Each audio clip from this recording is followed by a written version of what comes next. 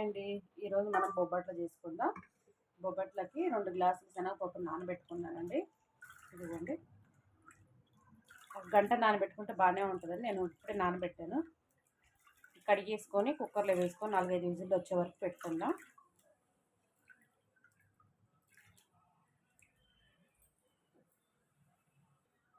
కడిగేసానండి. ఇప్పుడు కుక్కర్లో వేసుకుందాం.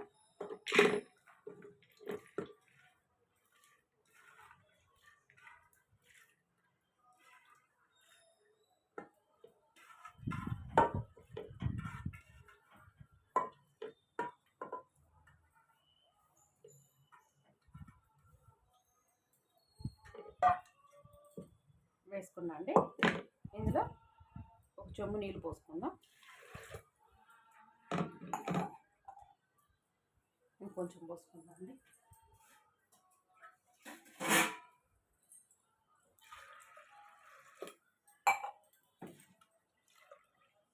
పోసేసుకున్నాను. ఇప్పుడు స్టవ్ మీద పెట్టుకొని 4-5 విజిల్లు వచ్చే వరకు ఉడకనిద్దామండి.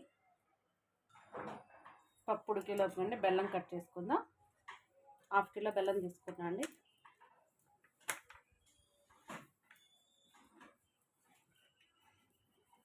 అంతా ఇలా కట్ చేసుకుందాం.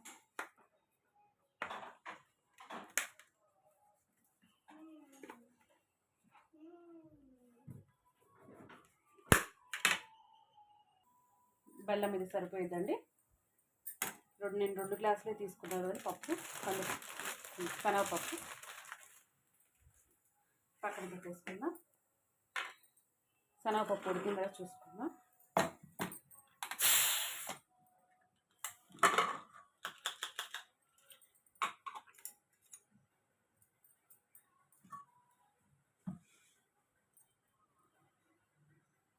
బాగా మెత్తగా ఉడికిపోయిందండి. నీళ్ళు వంపేసుకుందాం. ఇందులో ఉండే నీళ్ళు గిన్నె తీసుకొని ఇలా జాలి గంట బొక్కల గంట గిన్నె తీసుకొని దాంట్లో వంపేసుకుందాం.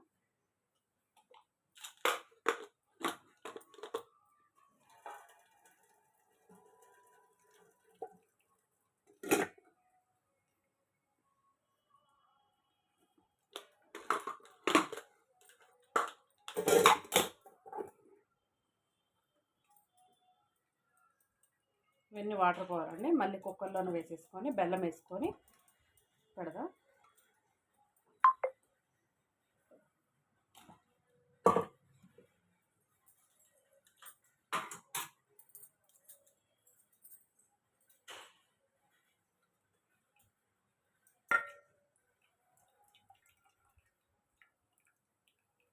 ఇవన్నీ వాటర్ పోవాలండి.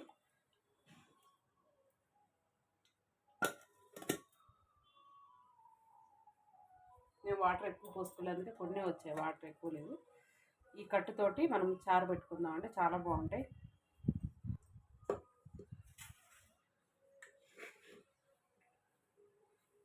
మళ్ళీ కుక్కర్లోనే వేసేసుకుంటాను.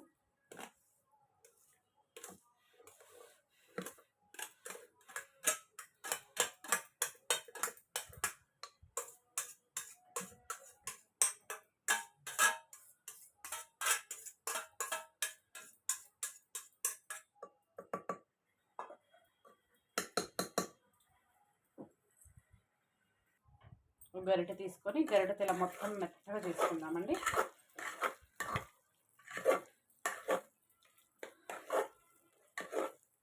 ఇదిగోండి, బాగా మెత్తగా ఉడికిపోయింది.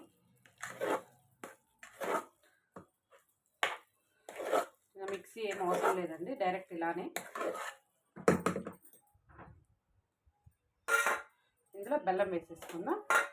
నేను 2 కప్పుల శనగపప్పుకి 1 గ్లాస్ వేసుకుంటున్నాను అండి.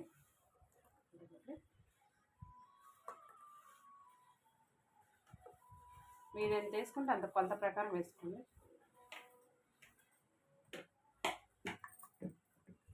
ఇది బాగా బెల్లం కరగాలండి.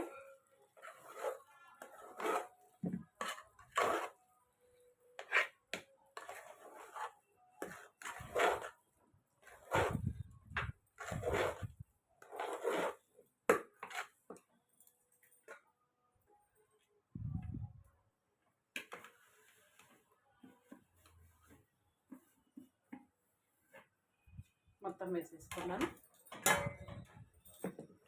మొత్తం వేసి బాగా తిప్పుకొని స్టవ్ మీద పెట్టుకుందాం.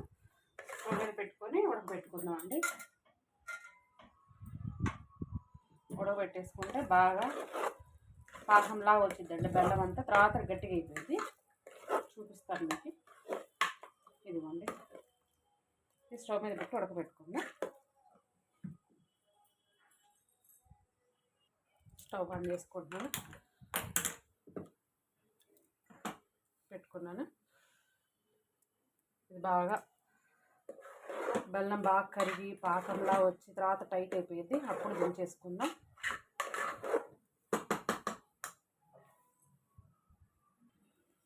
ఇవి ఉన్నాయి కదండి కట్టు, ఈ కట్టులో మనం కొద్దిగా చింతపండు వేసుకొని నానబెట్టుకుందాం. చారు పెట్టుకుంటే చాలా బాగుంటాయండి.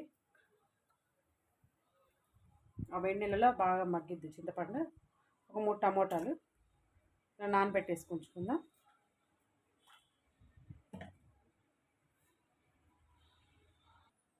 ఇది బాగా తిప్పుకుంటూ ఉండాలండి, లేదంటే అడుగు పట్టేసి మాడిపోయిద్ది. బెల్లం కదండి, చూడండి బెల్లం కరిగి ఇలా జోరైంది. తర్వాత ఇదే గట్టి అయిపోయిందండి, గట్టిగా అయిపోయింది.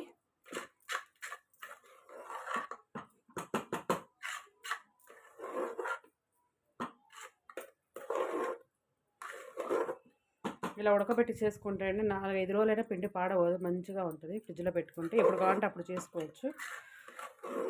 బెల్లం కూడా ఇందులో ఉడికిపోయింది కదండి, చాలా బాగుంటుంది టేస్ట్.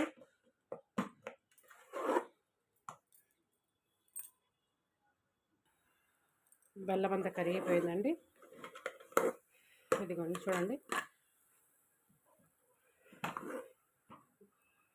గట్టిగా అయింది.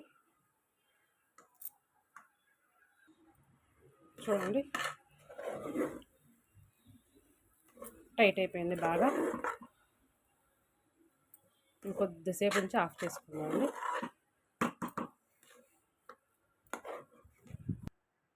ఇలాచి తీసుకుందామండి, ఒక 4 తీసుకొని ఇలా కలిసి చేసుకుందాం.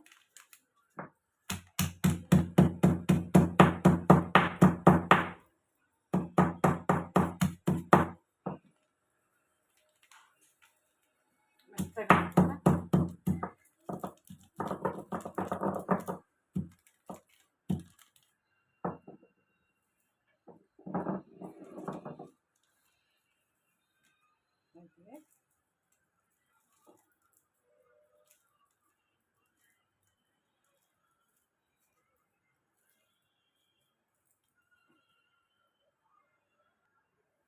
ఇందులో వేసేసారండి ఇలాచీ పౌడర్ని, కలిపేసుకుందాం.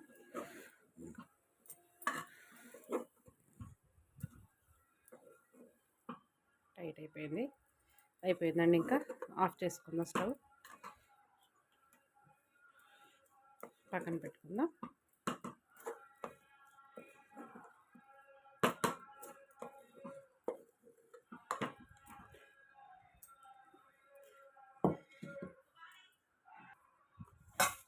పిండి మొత్తాన్ని వేరే గిన్నెలో తీసుకున్నా అండి. ఇది చల్లారేలోపు మనం ఇంకో గిన్నెలో మైదా పిండి వేసి కలుపుకుందాం.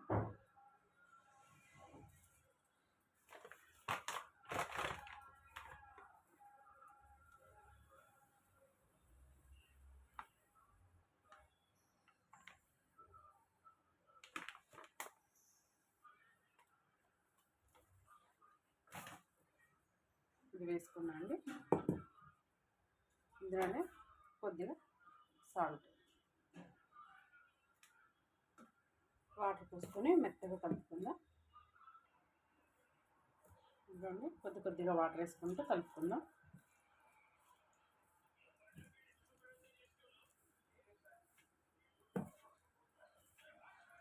మైదా పిండి అయితేనే బాగుంటాయండి బొబ్బట్లకి. లేదంటే దీనికి పేనీ పిండి అని దొరికిద్దండి బయట, అది దాంతోనే బాగుంటాయి. క్యాటరింగ్ వాటిలలో చేస్తారు కానీ వాటికైతే పేనీ పిండినే వాడతారు, పేనీ రవ్వ అంటారు.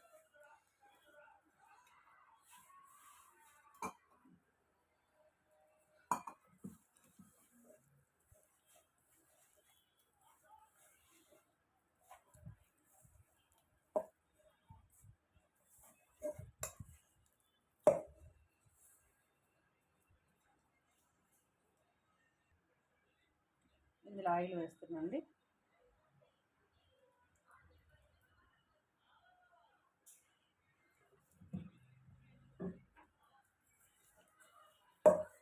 ఆయిల్తోనే బాగా కలుపుకోవాలండి. కొద్దిగా జోరుగా, మరి టైట్గా ఉండకూడదు, కొద్దిగా జోరుగానే ఉండాలి.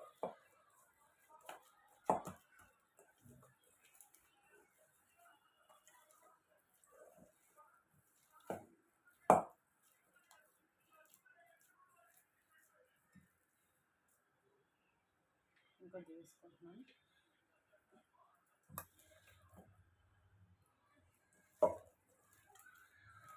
బాగా కలుపుకోవాలి.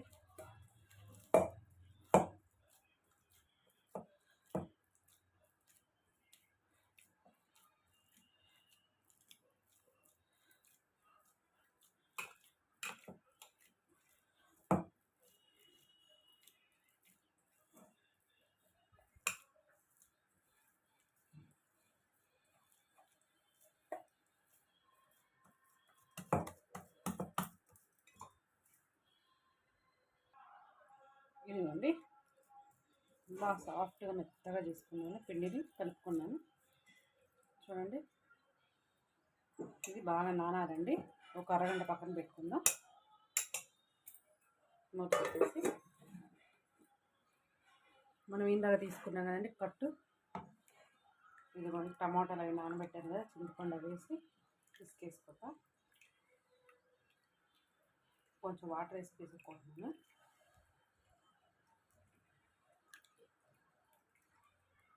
టమాటాలు అంటే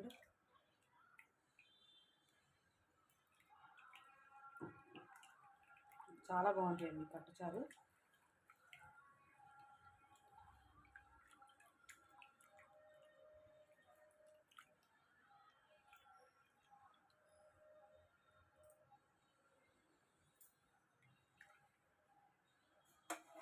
ఇందులో కొద్దిగా ఈ పిండి వేసుకుందాం. బెల్లం వేసాం కాబట్టి తీయగా బాగుంటాయండి చారు.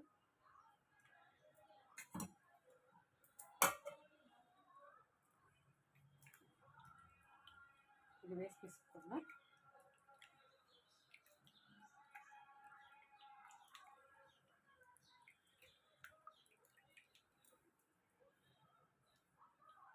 ఇంకొన్ని వాటర్ వేసుకున్నాం.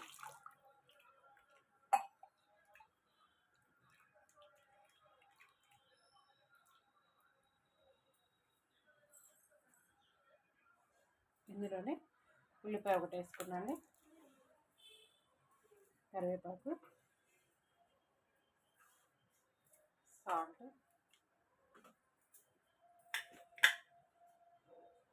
పసుపు,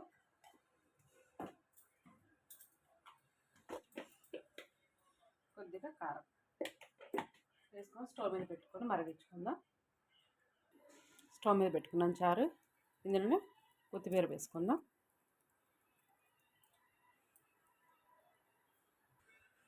ఇదిగోండి, చారు బాగా మరుగుతున్నాయి.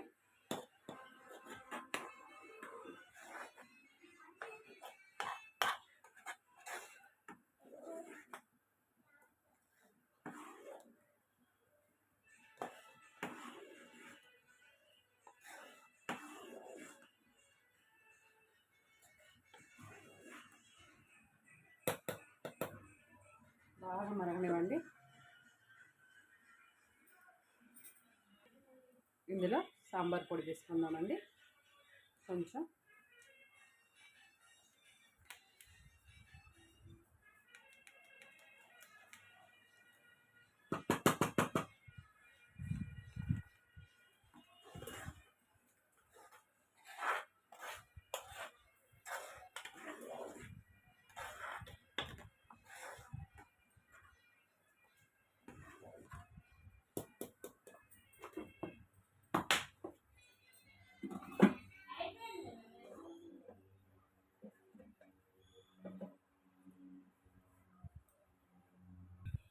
ఈ చారులోకి పోపు వేసుకుందామండి. ఇంకో స్టవ్ పెట్టుకొని ఆన్ చేసుకొని కడాయిలో ఉల్లిపాయ, ఎండుమిరపకాయలు, కరివేపాకు వేసుకుందాం.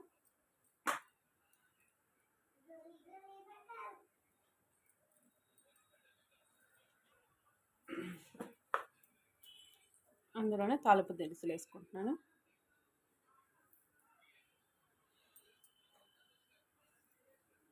సిమ్లో పెట్టుకుందాం.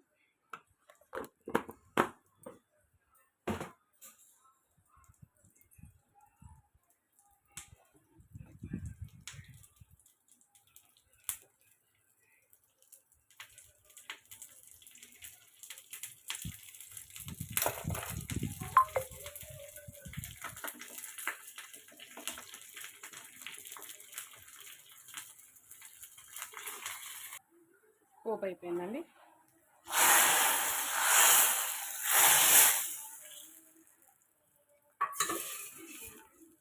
పోపు వేసుకున్నాను. ఇంకా అయిపోయిందండి. ఇంకా ఆఫ్ చేసుకున్నాం స్టవ్. వేడి అన్నంలోకి చాలా బాగుంటాయండి చారు.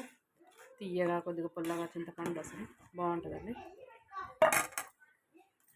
మూత పెట్టేసుకుందాం. మైదా పిండి కలిపి పెట్టుకున్నాం కదండి, చూడండి ఎంత సాఫ్ట్గా ఉందో. ఇప్పుడు ఉండలుగా చేసుకొని వర్షాలు చేద్దామండి బొబ్బట్లు.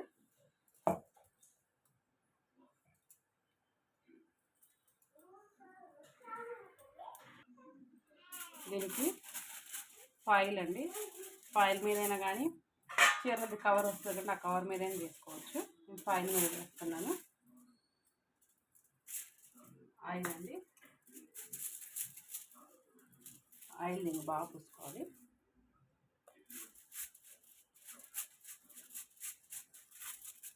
ఇలా మొత్తం అనుకోవాలండి.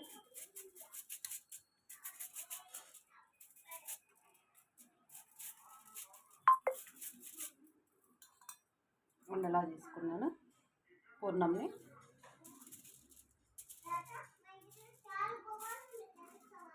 ఇలా మొత్తం కవర్ చేసేసుకొని అలా ఆయిల్తో ఇలా అనుకోవాలండి.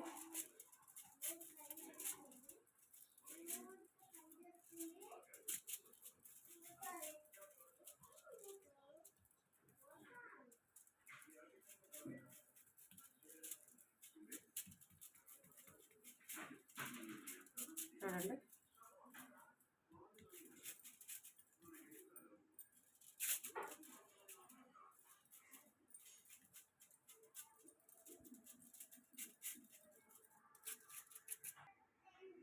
ప్యాన్ పెట్టుకుందామండి. స్టవ్ ఆన్ చేసి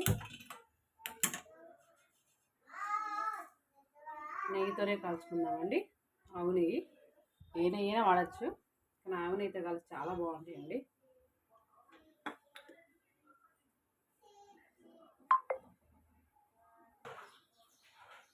వేడైందంటే ప్యాన్ నెయ్యి రాసుకుంటున్నాను.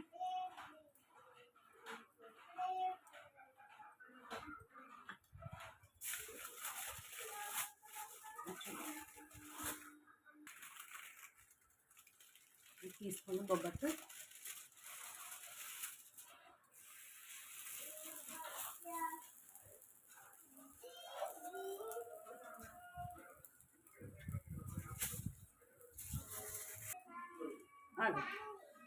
నెయ్యి వేసుకుందాం అండి. పైన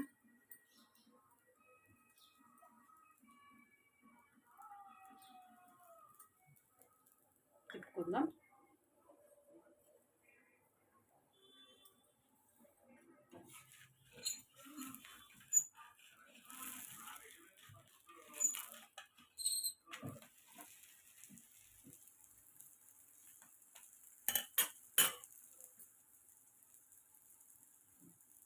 సైడ్ కూడా నెయ్యి రుద్దుకుందాం.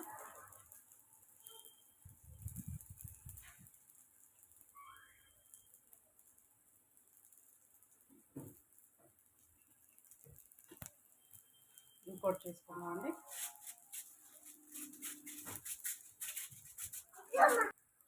దీంట్లో పూర్ణం పెట్టేసుకుందాం.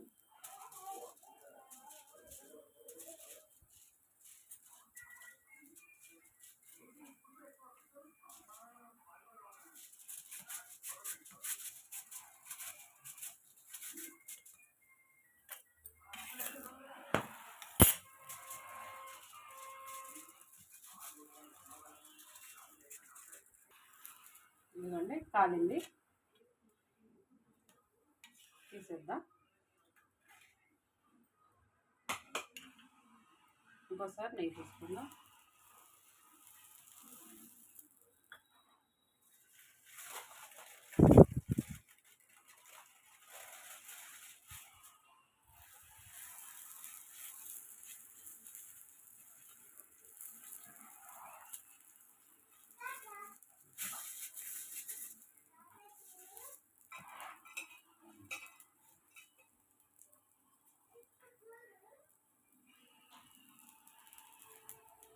వేసుకున్నామండి. బొబ్బట్లు నెయ్యితో కలుపుకుంటేనే బాగుంటాయండి. నెయ్యితోనే మంచి టేస్ట్.